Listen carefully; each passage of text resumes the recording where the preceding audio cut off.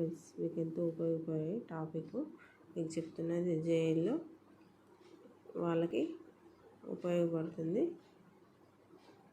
శ్రీరంగం శ్రీనివాసరావు ఇతను 1910 నుంచి 1983. ఇతను విశాఖపట్నంలో జన్మిస్తాడు. ఇతని తల్లిదండ్రులు వెంకట రామనమ్మ, అప్పన్న కొండ. బిరుదులు: మహాకవి, సాహిత్యాచార్య.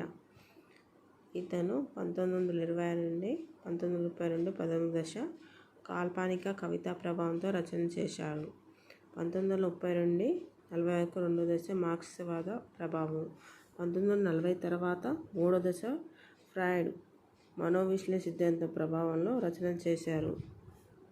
శ్రీశ్రీ కవితా జీవితాన్ని 3 దశలుగా వర్గీకరించినవాడు కేవీఆర్ నరసింహ.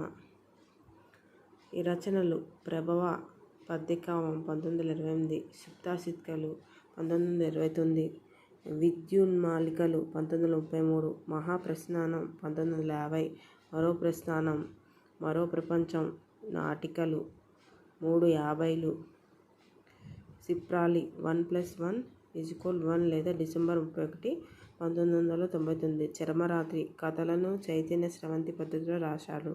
అనంతం ఆత్మకథ, సావిత్రి, సత్యవంతుడు పద్య నాటకం. ఓకేనా ఫ్రెండ్స్.